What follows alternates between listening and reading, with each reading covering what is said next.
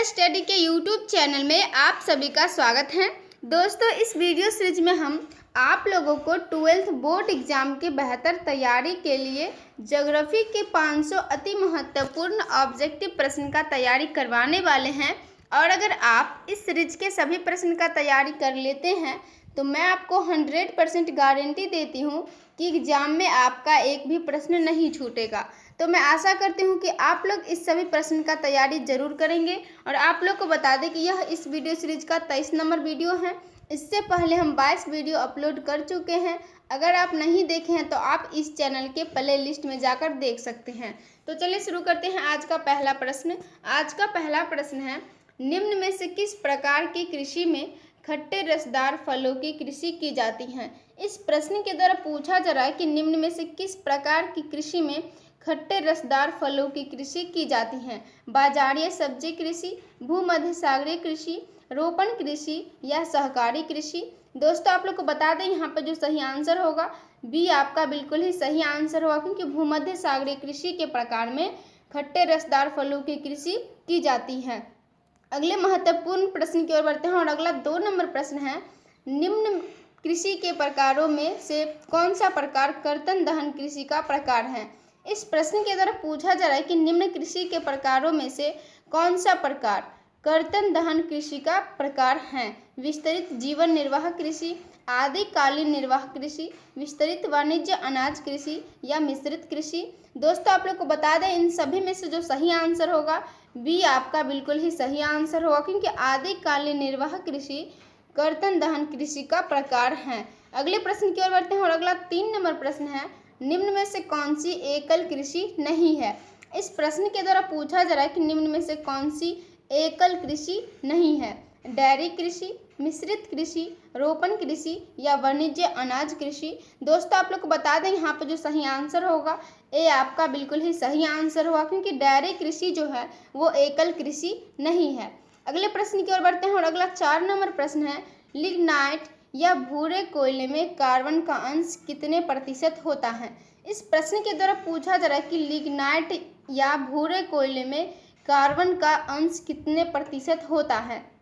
दोस्तों, आप लोग को बता दें इन सभी में से जो सही आंसर होगा बी आपका बिल्कुल ही सही आंसर होगा, क्योंकि लिग्नाइट या भूरे कोयले में कार्बन का 45 से 70% अंश होता है। अगले प्रश्न की ओर बढ़ते हैं और अगला 5 नंबर प्रश्न है, एंथ्रासाइट कोयले में कार्बन की मात्रा कितने प्रतिशत होती है। इस प्रश्न के द्वारा पूछा जा रहा है कि एंथ्रासाइट कोयले में कार्बन की मात्रा कितने प्रतिशत होती है। दोस्तों, आप लोग को बता दें यहाँ पर जो सही आंसर होगा ए आपका बिल्कुल ही सही आंसर होगा, क्योंकि एंथ्रासाइट कोयले में कार्बन की मात्रा 90% से अधिक होती है। अगले प्रश्न की ओर बढ़ते हैं और अगला 6 नंबर प्रश्न है, खनिज तेल का सबसे बड़ा उत्पादक देश कौन सा है। इस प्रश्न के द्वारा पूछा जा रहा है कि खनिज तेल का सबसे बड़ा उत्पादक देश कौन सा है।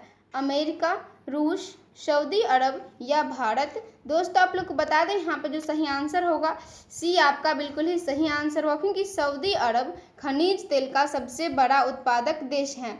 अगले प्रश्न की ओर बढ़ते हैं और अगला 7 नंबर प्रश्न है, विश्व के सबसे बड़े लौह भंडार कहाँ है। इस प्रश्न के द्वारा पूछा जा रहा है कि विश्व के सबसे बड़े लौह भंडार कहाँ है। अमेरिका, रूस, घाना या कनाडा। दोस्तों, आप लोग को बता दें इन सभी में से जो सही आंसर होगा बी आपका बिल्कुल ही सही आंसर होगा, क्योंकि रूस में विश्व के सबसे बड़े लौह भंडार हैं। अगले प्रश्न की ओर बढ़ते हैं और अगला 8 नंबर प्रश्न है, प्राथमिक कार्यकलाप हैं। इस प्रश्न के द्वारा पूछा जा रहा है कि इनमें से कौन प्राथमिक कार्यकलाप हैं। व्यापार, उद्योग, कृषि या सभी।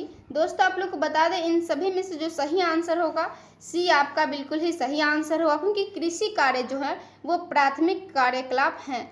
अगले महत्वपूर्ण प्रश्न की ओर बढ़ते हैं और अगला 9 नंबर प्रश्न है, मानव का प्राचीनतम कार्यकलाप था।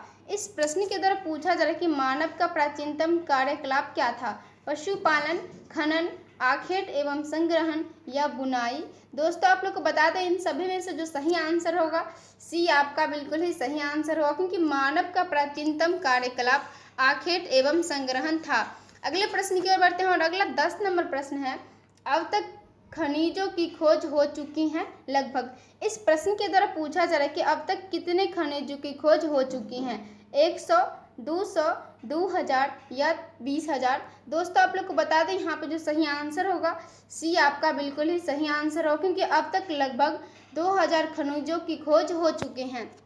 अगले प्रश्न की ओर बढ़ते हैं और अगला 11 नंबर प्रश्न है, जलवासी पशुचारण के कितने स्पष्ट क्षेत्र हैं। इस प्रश्न के द्वारा पूछा जा रहा है कि जलवासी पशुचारण के कितने स्पष्ट क्षेत्र हैं, 5, 6, 7 या 8। दोस्तों आप लोग को बता दें यहाँ पे जो सही आंसर होगा सी आपका बिल्कुल ही सही आंसर होगा, क्योंकि जलवासी पशुचारण के 7 स्पष्ट क्षेत्र हैं। अगले महत्वपूर्ण प्रश्न की ओर बढ़ते हैं और अगला 12 नंबर प्रश्न है, एशिया की सबसे बड़ी मलिन बस्ती कौन सी है। इस प्रश्न के द्वारा पूछा जा रहा है कि एशिया की सबसे बड़ी मलिन बस्ती कौन सी है, धारावी, इमिजामो एंथू, फेवलॉस या रोचौंज। दोस्तों आप लोग को बता दें इन सभी में से जो सही आंसर होगा ए आपका बिल्कुल ही सही आंसर होगा, क्योंकि एशिया की सबसे बड़ी मलिन बस्ती धारावी बस्ती है। अगले प्रश्न की ओर बढ़ते हैं और अगला 13 नंबर प्रश्न है, लगभग कितने करोड़ लोग आज नगरों में असुरक्षित जीवन जी रहे हैं। इस प्रश्न के द्वारा पूछा जा रहा है कि लगभग कितने करोड़ लोग आज नगरों में असुरक्षित जीवन जी रहे हैं, 10 करोड़, 50 करोड़, 60 करोड़ या 80 करोड़। दोस्तों आप लोग को बता दें इन सभी में से जो सही आंसर होगा सी आपका बिल्कुल ही सही आंसर होगा, क्योंकि लगभग 60 करोड़ लोग आज नगरों में असुरक्षित जीवन जी रहे हैं। अगले महत्वपूर्ण प्रश्न की ओर बढ़ते हैं और अगला 14 नंबर प्रश्न है, नगर की परिभाषा के अंतर्गत भारत में बस्तियों की जनसंख्या कितनी होनी चाहिए। इस प्रश्न के द्वारा पूछा जा रहा है कि नगर की परिभाषा के अंतर्गत भारत में बस्तियों की जनसंख्या कितनी होनी चाहिए। दोस्तों आप लोग को बता दें यहाँ पे जो सही आंसर होगा बी आपका बिल्कुल ही सही आंसर होगा, क्योंकि नगरों की परिभाषा के अंतर्गत 5000 से ऊपर भारत की बस्तियों की जनसंख्या होनी चाहिए। अगले प्रश्न की ओर बढ़ते हैं और अगला 15 नंबर प्रश्न है, भारत में कितनी जनसंख्या वाली बस्ती को ग्रामीण बस्ती कहते हैं। इस प्रश्न के द्वारा पूछा जा रहा है कि भारत में कितनी जनसंख्या वाली बस्ती को ग्रामीण बस्ती कहते हैं। दोस्तों आप लोग को बता दें यहाँ पे जो सही आंसर होगा सी आपका बिल्कुल ही सही आंसर होगा, क्योंकि भारत में 5000 से कम जनसंख्या वाली बस्ती को ग्रामीण बस्ती कहते हैं। अगले प्रश्न की ओर बढ़ते हैं और अगला 16 नंबर प्रश्न है, बस्तियों को कितने प्रकारों में बांटते हैं।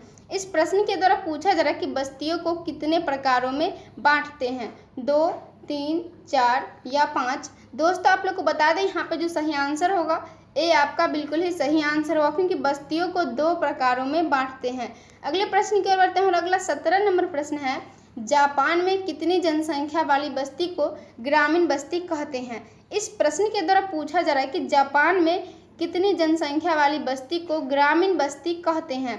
दोस्तों आप लोग को बता दें यहाँ पे जो सही आंसर होगा सी आपका बिल्कुल ही सही आंसर होगा, क्योंकि जापान में 30,000 जनसंख्या वाली बस्ती को ग्रामीण बस्ती कहते हैं। अगले प्रश्न की ओर बढ़ते हैं और अगला 18 नंबर प्रश्न है, 2006 की सूची के अनुसार टोक्यो की जनसंख्या है। इस प्रश्न के द्वारा पूछा जा रहा है कि 2006 की सूची के अनुसार टोक्यो की जनसंख्या कितनी है। दोस्तों आप लोग को बता दें यहाँ पे जो सही आंसर होगा बी आपका बिल्कुल ही सही आंसर होगा, क्योंकि 2006 की सूची के अनुसार टोक्यो की जनसंख्या 3 करोड़ 42 लाख है। अगले महत्वपूर्ण प्रश्न की ओर बढ़ते हैं और अगला 19 नंबर प्रश्न है, विश्व स्तर पर सेवाओं का निम्नलिखित में से कितना प्रतिशत योगदान है।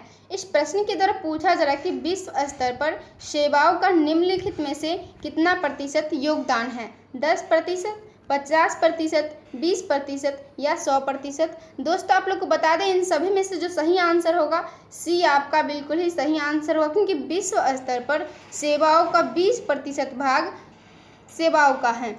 अगले प्रश्न की ओर बढ़ते हैं और अगला 20 नंबर प्रश्न है, 20वीं शताब्दी में विश्व की जनसंख्या बढ़ी। इस प्रश्न के द्वारा पूछा जा रहा है कि 20वीं शताब्दी में विश्व की जनसंख्या कितनी बढ़ी, 2 गुना, 4 गुना, 5 गुना या 10 गुना। दोस्तों आप लोग को बता दें इन सभी में से जो सही आंसर होगा बी आपका बिल्कुल ही सही आंसर होगा, क्योंकि 20वीं शताब्दी में विश्व की जनसंख्या 4 गुना बढ़ी। अगले प्रश्न की ओर बढ़ते हैं और अगला 21 नंबर प्रश्न है, पारम महाद्वीपीय स्टुअर्ट महामार्ग किनके मध्य से गुजरता है। इस प्रश्न के द्वारा पूछा जा रहा है कि पारम महाद्वीपीय स्टुअर्ट महामार्ग किनके मध्य से गुजरता है, डार्विन और मेलबर्न, कनाडा, संयुक्त राज्य अमेरिका या रूस। दोस्तों आप लोग को बता दें इन सभी में से जो सही आंसर होगा ए आपका बिल्कुल ही सही आंसर होगा, क्योंकि पारम महाद्वीपीय स्टुअर्ट महामार्ग डार्विन और मेलबर्न के मध्य से गुजरता है। अगले प्रश्न की ओर बढ़ते हैं और अगला 22 नंबर प्रश्न है, पशुधन की कृषि कहलाती है। इस प्रश्न के द्वारा पूछा जा रहा है कि पशुधन की कृषि क्या कहलाती है, कारखाना, ट्रक कृषि, मिश्रित कृषि या दूध। दोस्तों आप लोग को बता दें इन सभी में से जो सही आंसर होगा सी आपका बिल्कुल ही सही आंसर होगा, क्योंकि पशुधन की कृषि मिश्रित कृषि कहलाती है। अगले प्रश्न की ओर बढ़ते हैं और अगला 23 नंबर प्रश्न है, निम्नलिखित में से कौन सा एक तृतीय क्रियाकलाप है। इस प्रश्न के द्वारा पूछा जा रहा है कि निम्नलिखित में से कौन सा एक तृतीय क्रियाकलाप है, कृषि, पशुचारण, व्यापार या आखेट। दोस्तों आप लोग को बता दें यहाँ पे जो सही आंसर होगा सी आपका बिल्कुल ही सही आंसर होगा, क्योंकि व्यापार जो है वो तृतीय क्रियाकलाप है। अगले प्रश्न की ओर बढ़ते हैं और अगला 24 नंबर प्रश्न है, निम्न में से कौन सी रोपण फसल नहीं है। इस प्रश्न के द्वारा पूछा जा रहा है कि निम्न में से कौन सी रोपण फसल नहीं है, धान, गन्ना, कपास या कॉफ़ी। दोस्तों आप लोग को बता दें इन सभी में से जो सही आंसर होगा सी आपका बिल्कुल ही सही आंसर होगा, क्योंकि कपास जो है वो रोपण कृषि नहीं है। अगले प्रश्न की ओर बढ़ते हैं और अगला 25 नंबर प्रश्न है, मानव विकास की अवधारणा निम्नलिखित में से किस विद्वान की देन है। इस प्रश्न के द्वारा पूछा जा रहा है कि मानव विकास की अवधारणा निम्नलिखित में से किस विद्वान की देन है। दोस्तों आप लोग को बता दें यहाँ पर जो सही आंसर होगा बी आपका बिल्कुल ही सही आंसर होगा, क्योंकि मानव विकास की अवधारणा प्रोफेसर अमर्त्य सेन के द्वारा दिया गया है। तो दोस्तों आज के लिए इतना ही रखते हैं। आज का वीडियो कैसा लगा कमेंट के माध्यम से ज़रूर बताइए, और जितने भी लोग LGR स्टडी ऐप डाउनलोड नहीं किए हैं तो ज़रूर डाउनलोड कर लीजिए, क्योंकि इस ऐप में आपको सभी विषय का VBI ऑब्जेक्टिव क्वेश्चन का PDF, VBI सब्जेक्टिव क्वेश्चन का PDF, quick revision notes, model paper का PDF, क्लास नोट एवं ऑनलाइन टेस्ट की भी सुविधा है। तो मिलेंगे अगले वीडियो में, तब तक अपना ख्याल रखें और LGR स्टडी देखते रहिए।